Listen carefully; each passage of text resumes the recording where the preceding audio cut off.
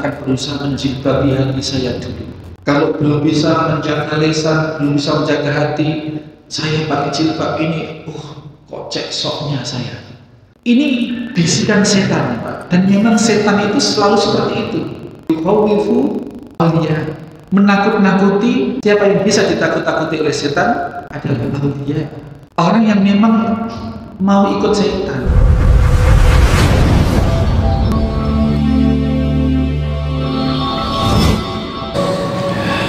Alhamdulillahi Rabbil Alamin.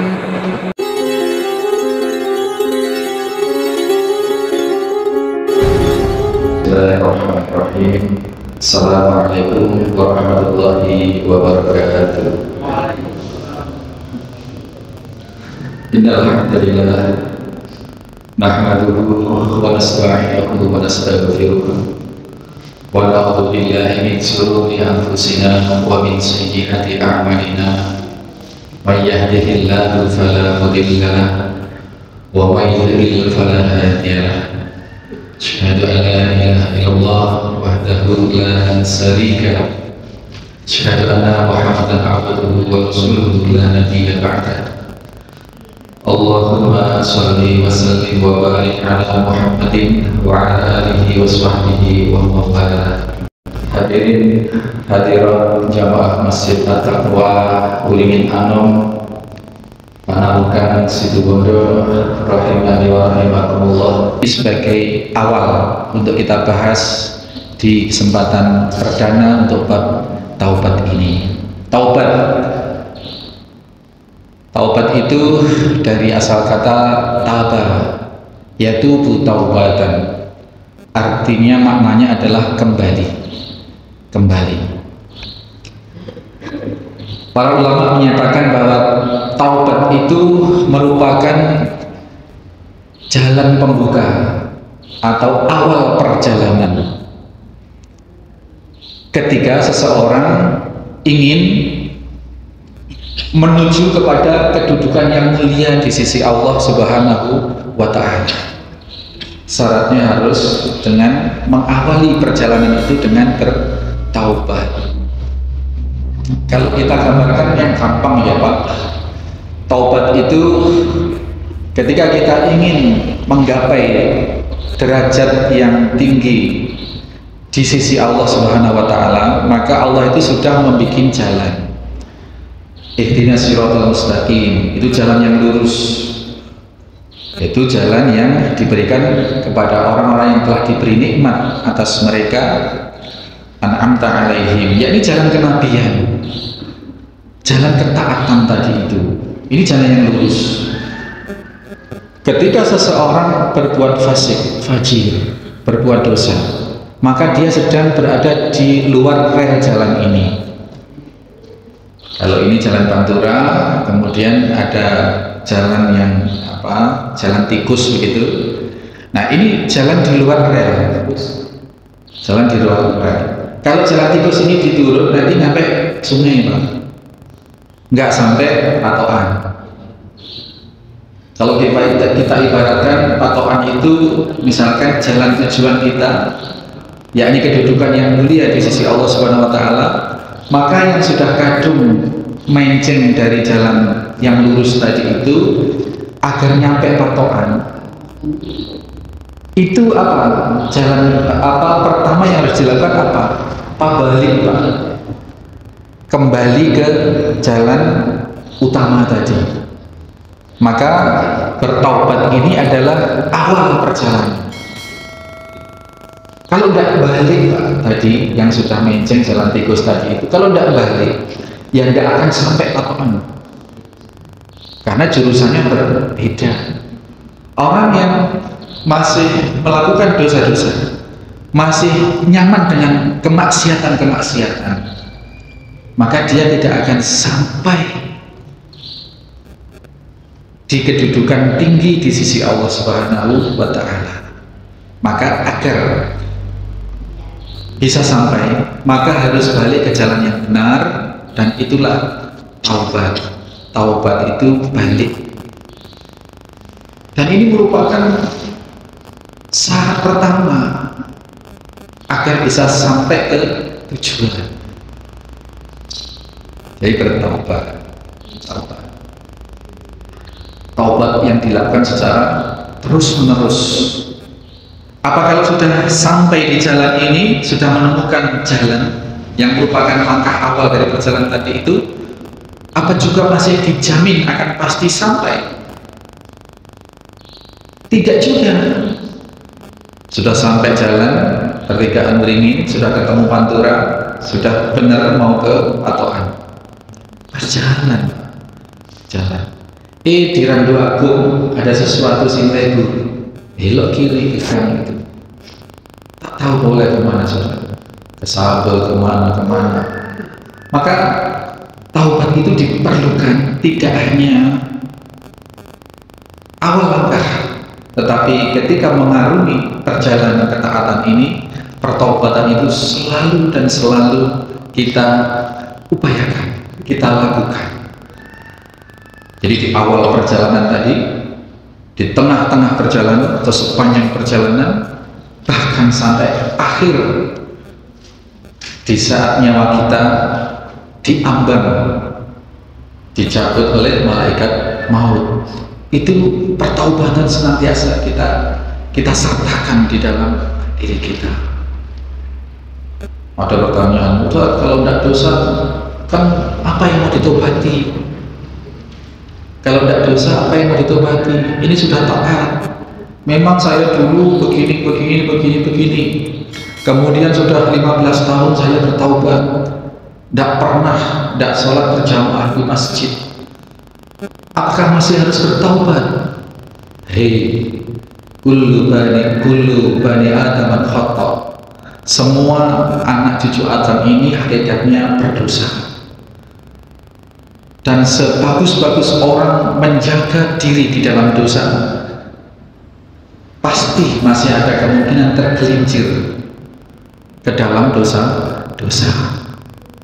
Sehingga yang namanya taubat itu tidak hanya diperlukan ketika seseorang masih belum ada di jalan yang benar, menuju atau berada masuk ke jalur yang benar, tetapi di dalam seluruh perjalanannya juga senantiasa menjaga diri, membentengi diri, merawat diri dengan pertaubatan.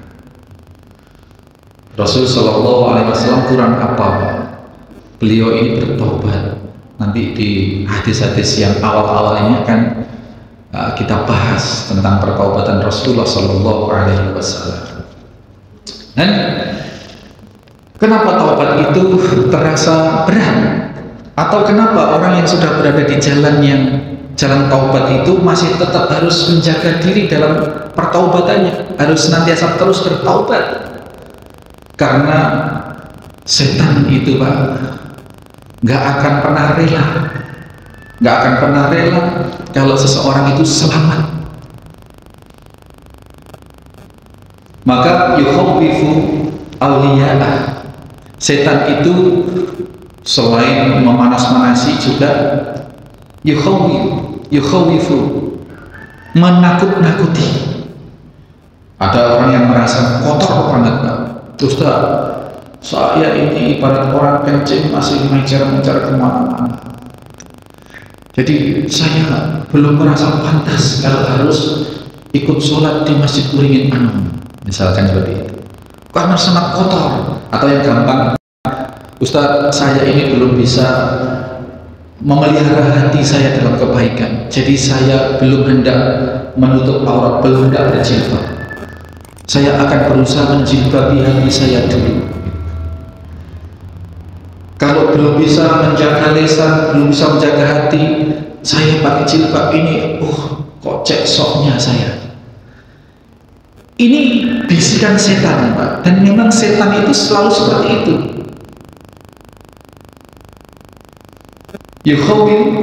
Yukhawwifu awliya, menakut-nakuti. Siapa yang ditakut-takuti? Siapa yang bisa ditakut-takuti oleh setan? Adalah awliya, orang yang memang mau ikut setan, yang mau mengikuti perkataan setan. Jadi kalau sudah ada nasihat, yang tadinya suka berjudi, suka minuman keras, terus kemudian ditakutkan, kamu loh masih kotor gitu mau umroh,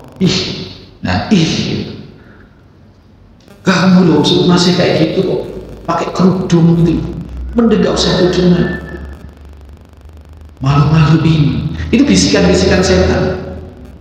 Jawabannya, justru karena kita itu masih kotor, justru karena kita itu kesulitan menjaga hati, maka lakukan kebaikan-kebaikan agar kebaikan-kebaikan tadi itu menurunkan rahmat dari Allah, memberikan hidayah, memberikan kemudahan, taufik kepada kita untuk bisa benar-benar meninggalkan keburukan. Jangan dibalik. Kalau belum bisa suci, tidak berjilbab. Kalau belum bisa betul-betul suci, tidak mau sholat berjamaah. Suci hatinya, maksudnya perbuatannya. Ini memang vokal dari ini setan seperti itu. Selalu menakut-nakuti kepada orang yang memang mau ditakut-takuti oleh setan, oleh bujuk rayu setan. Ya, karena paradigma kita harus dibalik. Ingin di kantor misalkan, tidak mau main-main dengan anggaran-anggaran. Wah, ini kamu itu sok suci. Yo mono lah, itu misalkan. Tapi mbok ojo ngono. Maksudnya itu ya gak gelem korupsi lah, tapi yo sidik-sidik aja lah. Seperti itu. Ada Pak seperti itu.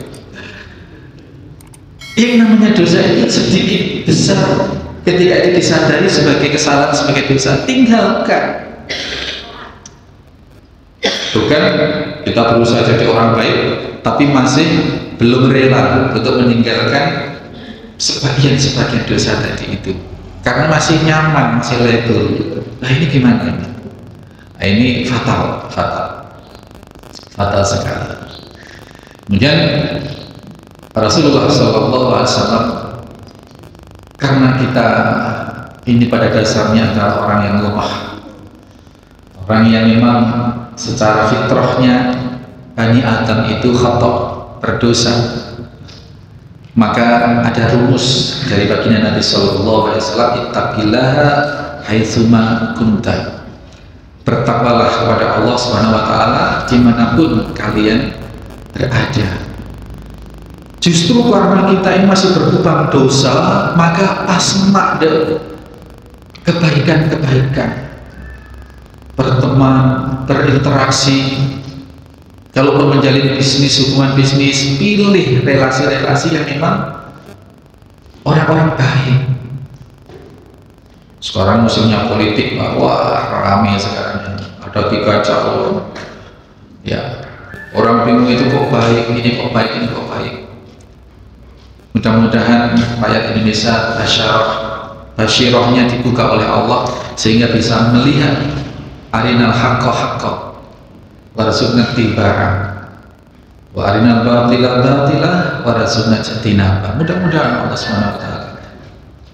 Kita ngerinya apa?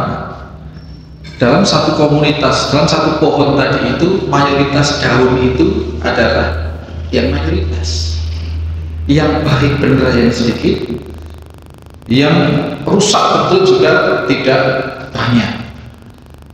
Nah inilah yang kadang orang tertutup matanya, tertutup hatinya, maka orang-orang rakyat yang baik oleh Allah akan dihadirkan pemimpin yang baik. Rakyat yang lebur kepada dosa-dosa, kemunafikan, kesyirikan, maka akan dihadirkanlah pemimpin yang dari golongan kecenderungan masyarakat itu.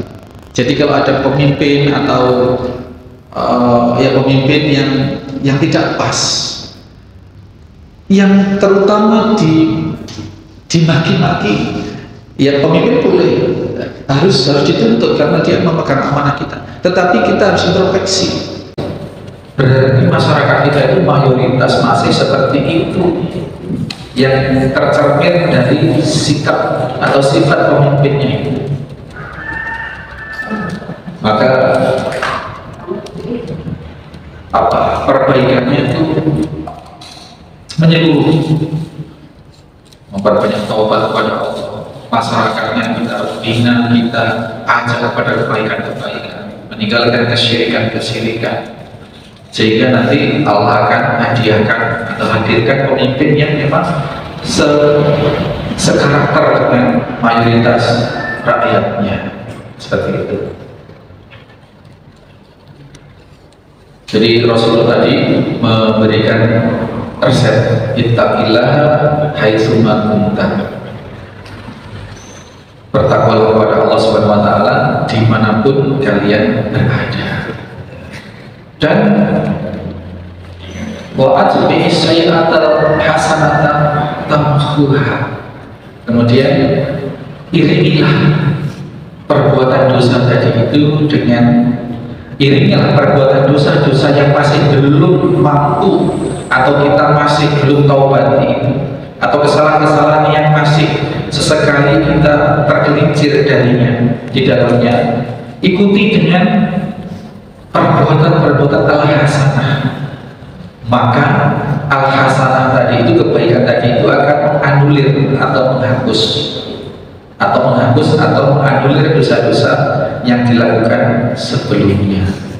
Tamhuha. Nah, kebaikan al-hasanah yang paripurna adalah taubatan nasuha. Maka taubat itu menghapus segala sesuatu yang sebelumnya. Jangankan dosa kecil, jangankan dosa-dosa besar, dosa yang terbesar sekalipun, kemusyrikan, kesyirikan, taubat itu menghapus itu semua. Maka wa asbi'is sayyi'atal hasanata tamhuha, ikutilah, atau setelah berbuat dosa, kita masa lalu berbuat dosa, maka susulilah, maknanya disusuli atau dikompensasi dengan perbuatan-perbuatan al-hasanah. Dan al-hasanah yang tertinggi adalah ini, taubat. Jadi kembali ke jalan Allah Subhanahu wa taala, maka kemusyrikan sekalipun, kekafiran sekalipun akan terhapus. Ada pejabat kita yang hari ini konon Pak stroke, bed rest, dan pejabat ini banyak dikeluhkan oleh rakyat Indonesia sebagai kingmaker atau sebagai the real presiden. Sekarang ini lagi konon stroke atau apalah, pokoknya bed rest. Tapi dia kafir. Macam-macam doanya orang, doanya netizen itu macam-macam, dan 99% itu jelek doanya. Semoga dipercepat, semoga kayak Ariel Sharon stroke selamanya, semoga sampai badannya hancur gak mati-mati, macam-macam. Kondisi seperti itu terlintas dalam pikiran saya. Kalau orang ini bertaubat, kemudian mendapat hidayah dan beristighfar, bersyahadat, ini hapus dosa-dosa yang lalu. Dari sejak lahir itu kafir, menjadi tumbuh menjadi militer, menjadi pejabat, sekarang nyetir pemerintah Indonesia, kafir, dan kebijakannya sangat-sangat dirasakan sebagai bentuk kezaliman. Yang seperti itu saja Pak, kalau dia ini mendapat hidayah, kemudian bersyahadat, bertaubat, menjadi mu'alaf misalkan, hapus pada dosa-dosa yang lalu, hapus. Maka sedemikian dahsyatnya bertobat itu.